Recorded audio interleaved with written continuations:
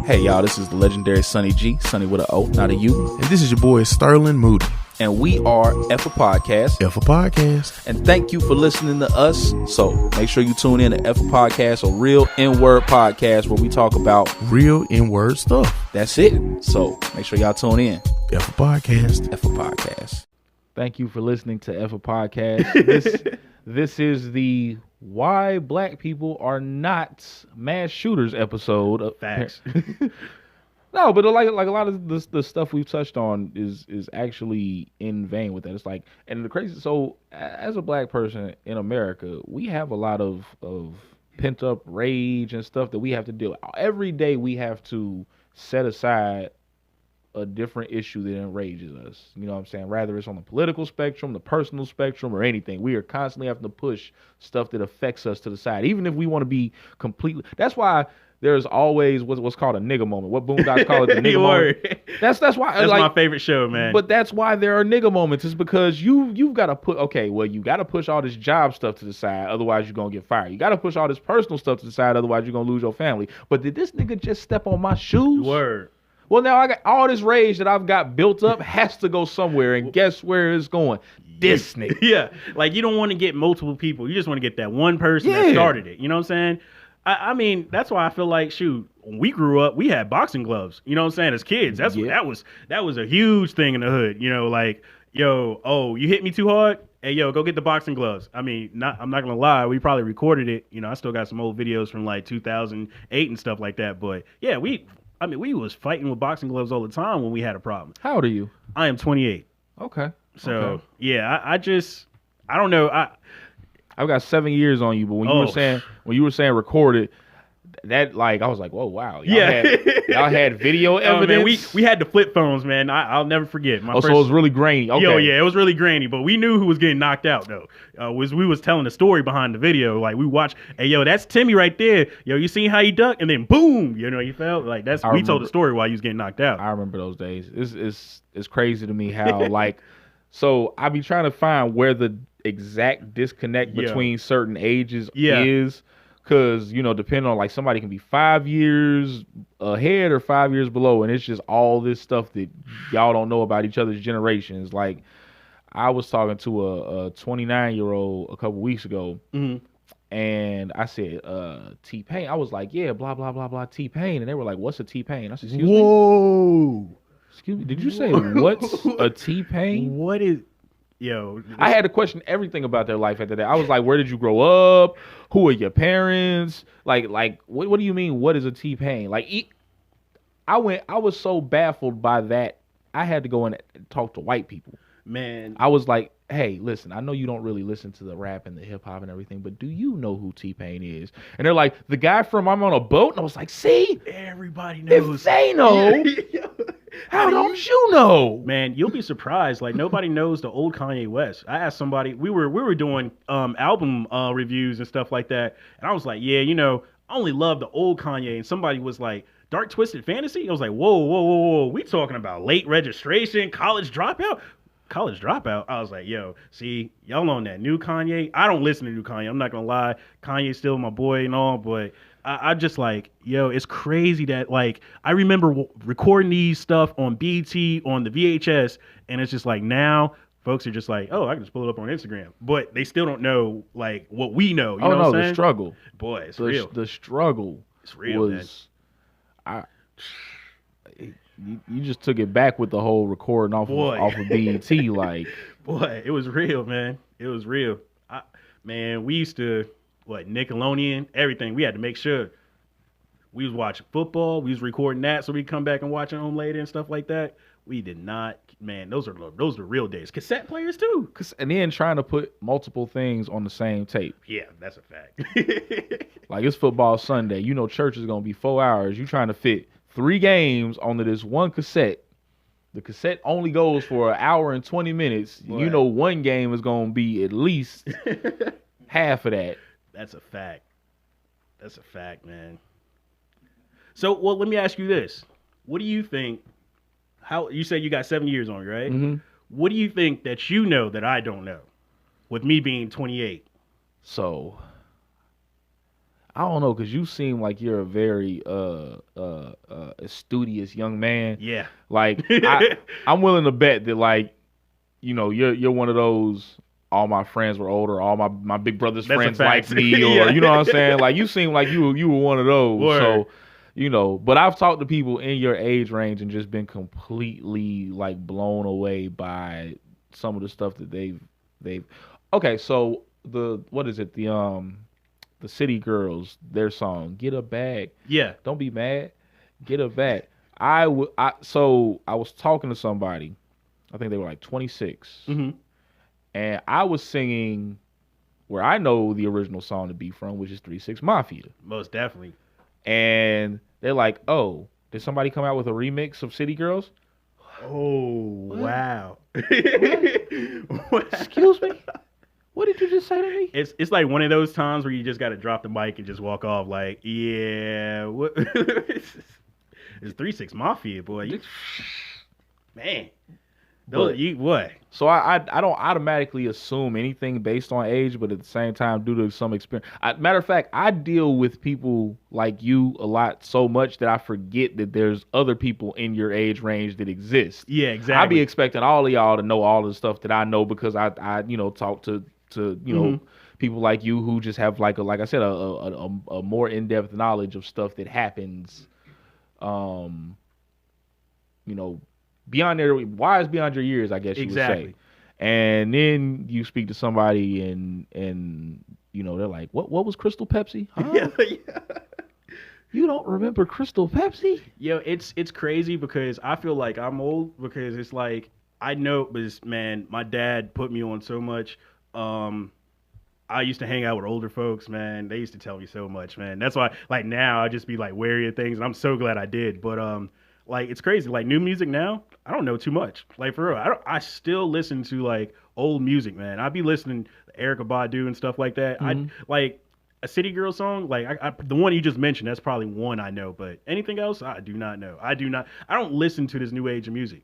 So it's crazy. I try not to be like that. I try, but I think natural age is just setting in. It's like I try to be like, oh, I can give all of them a chance, and then I start listening, and it's like, let me just go back and listen to the stuff I was already listening to 20 years ago. Yeah. But 2019 to me has kind of is one of my most favorite years in recent memory of music.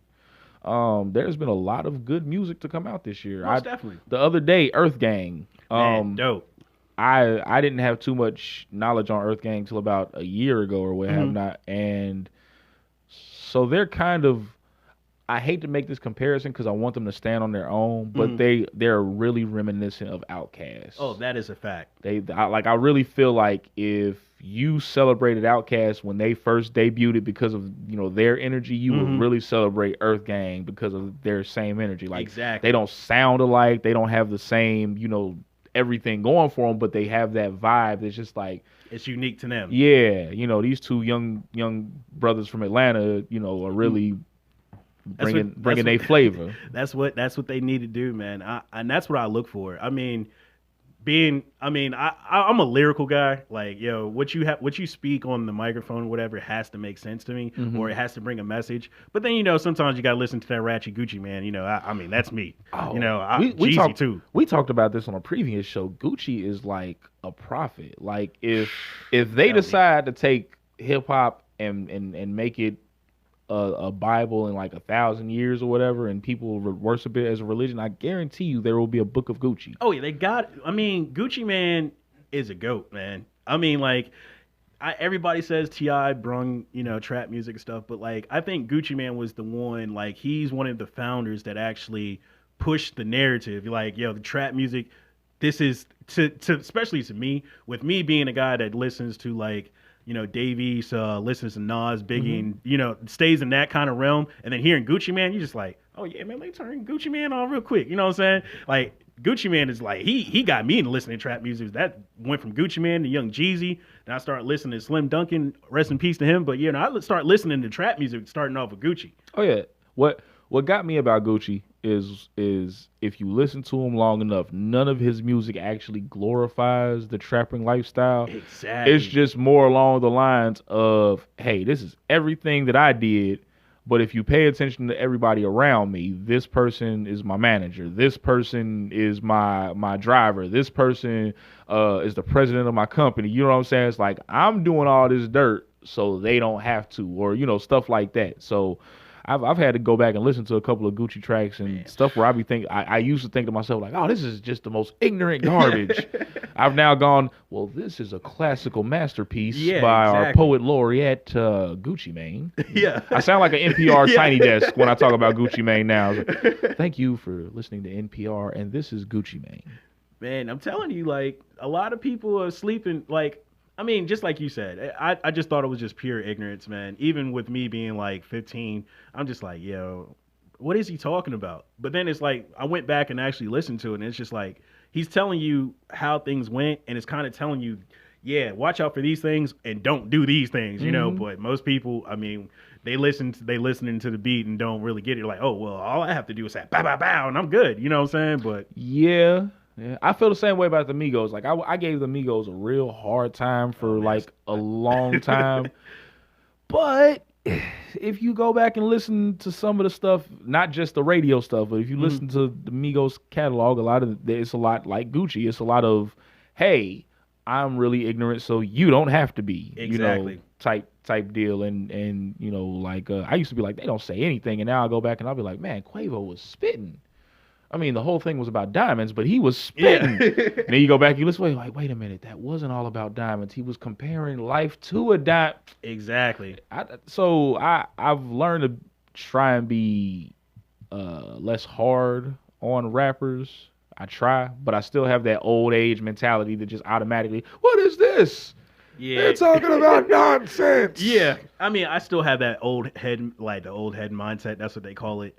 It's just that with me, I'm willing to listen to anything. Like I have no beef with anything, but it's just like when you hear from what I'm hearing now, it's just like if I hear Little in the name, I'm like, yeah, this song might be whack. Like I'm not gonna lie to you. It's like Lil Uzi Vert. Don't get me wrong.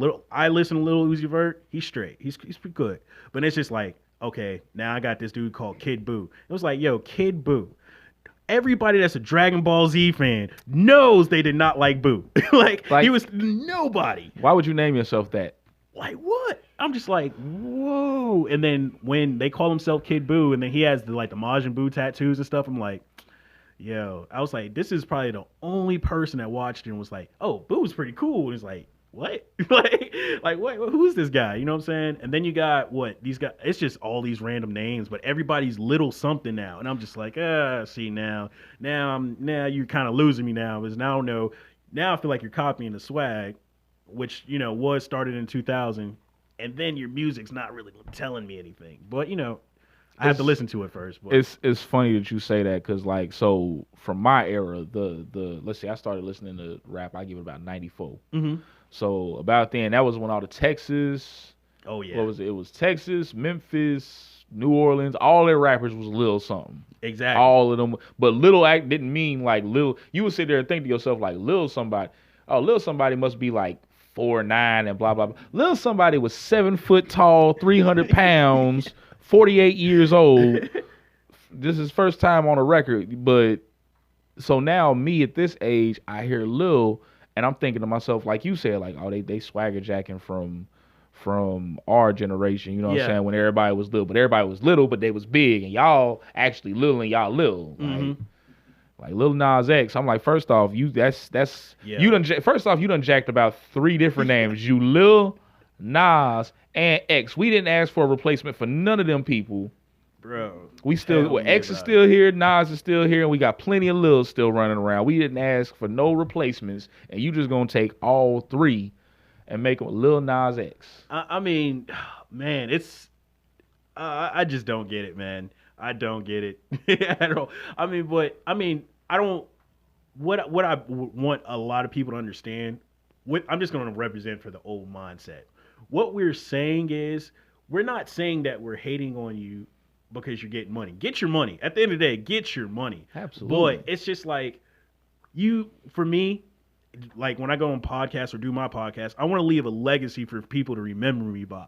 And so with you being on there being like, yeah, money, bang, bang, bang, it's just like, bro, you want to be remembered that for the rest of your life? You know, it's just like, come on. A lot of cats would rather be famous, they would rather be recognized than famous. That's true. That's so true. That's the crazy part. Cats would rather be recognized than be famous. You know, fame is one of those things you can't really do anything with. Like, you can stop being recognized, but no matter where you go, somebody who was a fan, somebody who remember. That's why there's all these reunion tours. The reunion tours don't start because like with NSYNC and stuff. The reunion tours don't start because people tell Justin Timberlake, hey, you should get NSYNC back together. That's because the reunion tours happen because somebody sees Joey Fatone in a Kroger somewhere buying cereal, and they go, hey, have you thought about getting NSYNC together? And he's like, yeah, I probably should.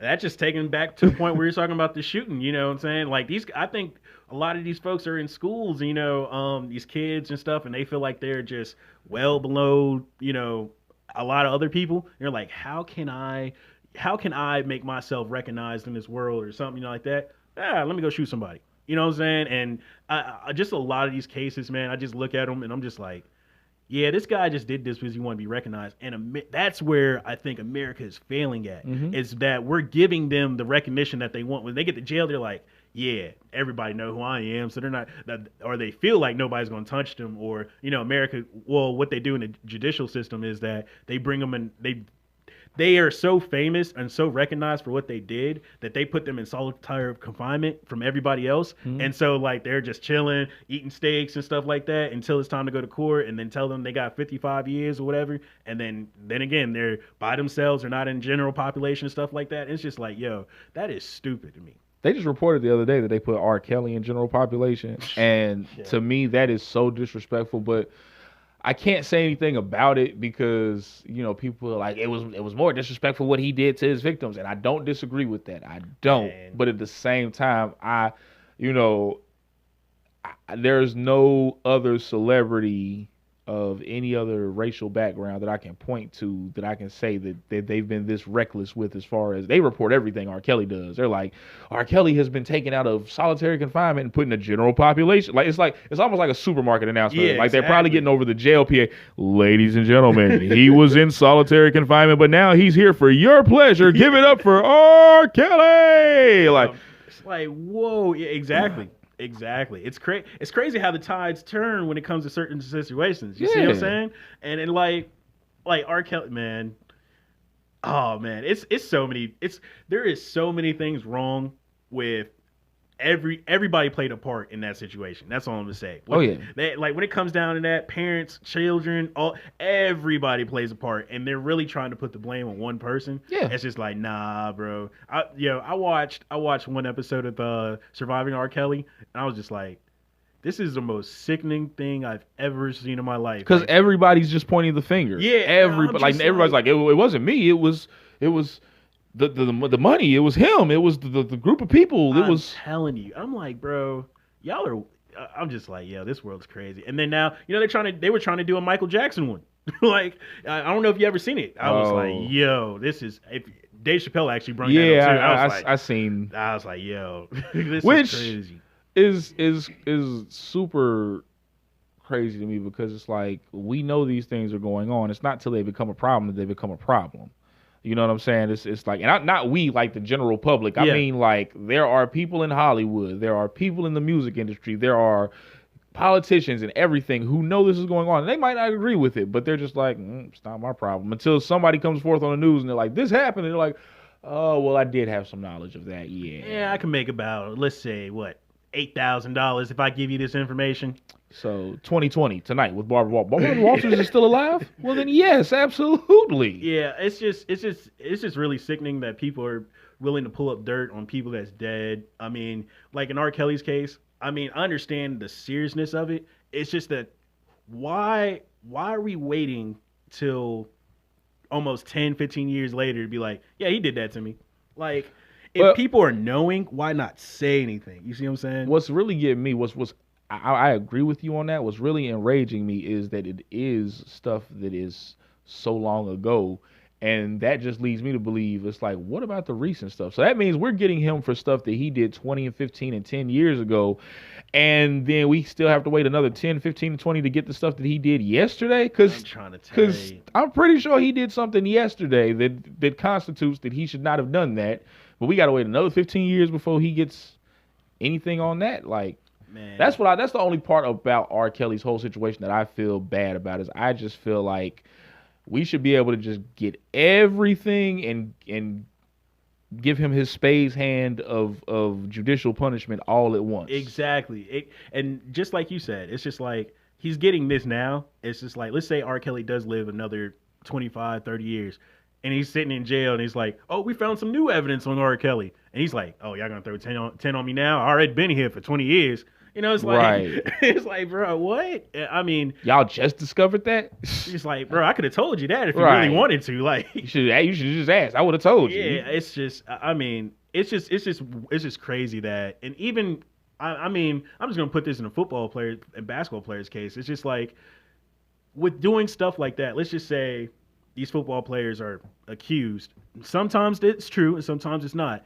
They're accused of hitting a woman or raping a woman or something like that. And then it's like 10 years later, this guy's in the NFL. You know, he just got announced he's guaranteed $55 million. Sally goes in front of CNN. Yeah, he hit me. All right, whole case. And it's just like, whoa, like, this guy was in college, 4 or 5 years ago, and then he's playing football now, and because he got a big announcement, he got a big check, it's like, oh yeah, he hit me. And the only way I'll be quiet about it is if you give me $5 million. It's just like, whoa. I'm not going to lie to you.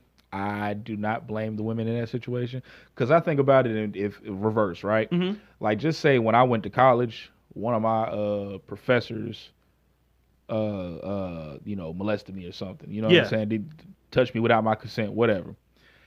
Normal me might be like, okay, well, you know what? I might go through the mental trauma every day of just being like, you know what? That happened, blah, blah, blah, this, that, and the third. She doesn't know what she does. God forgives her. This, that. True. All the stuff we tell ourselves, you know what I'm saying, to get through stuff like that. I might just go ahead and do that. And in the moment you're like, and Miss Trisha Patterson is winning a Nobel Peace Prize. What? This bitch is winning a Nobel Peace Prize? The one who touched me in the broom closet at university is getting the Nobel Prize. You know what? Guess who's about to start a court case today? No, true. I totally. If it's true, I understand. I understand completely. It's just the ones. What I don't understand is with the judicial system is that the ones that are faking, the one that are faking are doing it, and then they're like, oh yeah, you find out like you're going. Let's say the guy's like, you know what? I'll just give her $2 million, just leave me alone, you know, whoop, and it's done. But they go through those DNA tests and they found out that it's fake. And it's just like, so that's false. That's false information that you got us. You just blackballed this guy to give us $2 million. I think that person should be charged with something. That's what I feel like. Even though that it's been settled out of court, I think, again, if you're sitting here, if the police is sitting here pulling over black people for simple things and then shooting them, you should be arresting these women that's doing that. Same, I mean, even in reverse. Like, I think it just has to be fair all around. Like, yeah, he can countersue, but again, I think it's the police should be like, yeah, we got to stop all these fake accusations, because we're gonna have a lot of Jussie Smolletts out here. Just Juicy Smollett. Yeah, but it's just like. It's just like, bro, you got it. We can't have this always happening, and it's like there has to be some sort of way to stop it. That's all I feel. And like, if I go to a police station and put in a report and it's false, I should get in trouble for that.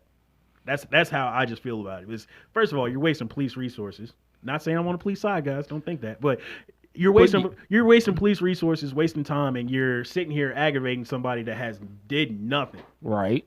And so that person, since they took the time out to put that false information out there, which if they're a celebrity or even a regular person, that person should get in trouble. I really feel that way. I can agree with that. I can agree with that. The only problem here is, so in my opinion, with women, especially with sexual harassment and everything like that, for so long our culture was so big on the man side of things. That's like a fact. you have to prove it. You know what I'm saying? If That's it a did, fact. if you can't prove it, it didn't happen, and this, that, and the third, that it almost feels like a witch hunt if you do that. And I'm not saying like that shouldn't happen. Like if Yeah. you false, like I said, you know, like you said, I agree that if anybody, you know, male, female, black, white, whatever, if you call the police for false pretense, even if you genuinely believe in your heart of hearts that your next door neighbor is slaughtering puppies and selling drugs, and they get over there and they just, you know, have an ice cream parlor or whatever, Yeah, exactly. you should get in trouble for that. Exactly. But with women, and the whole consensual sexual violence thing, it's been so long that society is, you know, told them we don't believe you unless you prove it. That once you start, you know, applying those rules to them, it starts feeling like a witch hunt. It starts. Yeah, true that. Yeah, so True, that's understandable. It's a hard. I mean, it's one of those things. It's not going to be easy. It's not going to be a simple solution to it. It's just that, I mean, it's never. I've just watched. I'm like I said, I'm a really big sports guy, and it's just that I see a lot of these football players, which I think these colleges have to do a lot more into knowing what they're doing, because star athletes are really getting away with a lot, man. They had a I'm trying to remember the player's name, but there was a player that sold.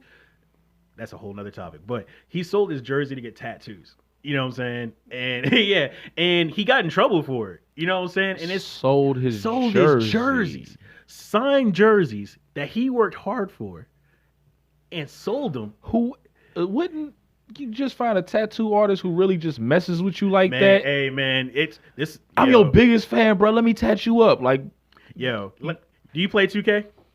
ish. Okay.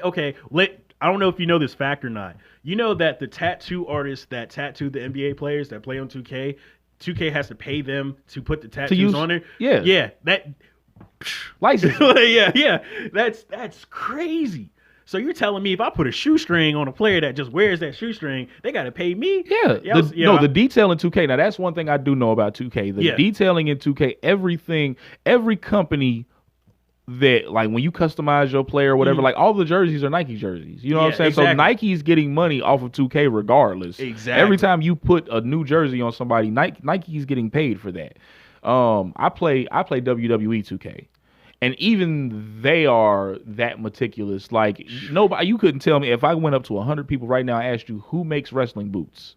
Yeah. Nobody could tell me. But on 2K, they the know. company is right there whenever you select the wrestling boot. It's on the name. Wow. And I guarantee you they got the same deal Nike got. That company is getting paid every time somebody plays WWE 2K just for the fact that they licensed the boot name. Man, say no more, man. I'm going to send out a lot of messages and DMs. Be like, hey, bro, I got these shoestrings.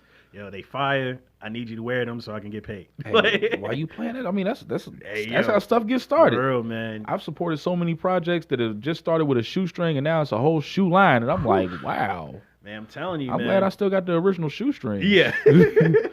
Yeah, it's, I mean, this sports is I mean, it just goes into life. It's really crazy, man.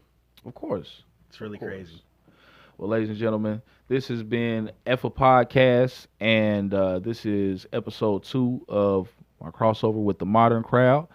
And my guest has been Kelvin of the Modern Crowd. Kelvin, go ahead and give them your social media information. All right, so my social media, of course, is the Modern Crowd without the O. That's on Instagram, Facebook, and Twitter. Y'all make sure y'all DM me. So, again, I'll interview with anybody. But yeah, just hit me up. I'm a friendly guy. I like long walks on the beach. So yeah, hit me up. And we're in Atlanta, so there are no beaches. So y'all, I mean, if you're just trying to get a long walk like on Peachtree, yeah, a long walk from Peachtree to Peachtree, hit Kelvin up. That's true. Or I could buy a pool and buy some sand. Make it a little yard walk. We ballin'. You know what I'm saying? That's what I'm talking about. Yeah, it's trapping's hard out here. It is. It is. And I am the legendary Sonny G, Sonny with an O, not a U. I'm not a Tamagotchi trainer. And of course, you can find me on all social media at Trap Nerd Sonny. Or if you're interested in being a guest on Effa Podcasts, please send an email to trapnerdent@gmail.com, or you can send a DM to trapnerdent on social media. If you're interested in helping us keep the show going, you can go to patreon.com/trapnerdent. And that helps us keep on the lights and everything for Effa Podcast. So thank you for joining us.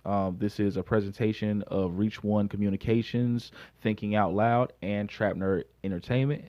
Y'all be cool like how y'all be cool. Peace. This is the legendary Sonny G, and thank you for tuning in to Effa Podcast. You can also go ahead and follow us at Trap Nerd ENT on Instagram, Twitter, Facebook. You can also go to our Patreon if you enjoy what we do and make a donation, patreon.com/TrapNerdEnt, and be on the lookout for future events. Sign up for our email list at trapnerdent@gmail.com. Again, thank you for listening. Y'all be cool like how y'all be cool.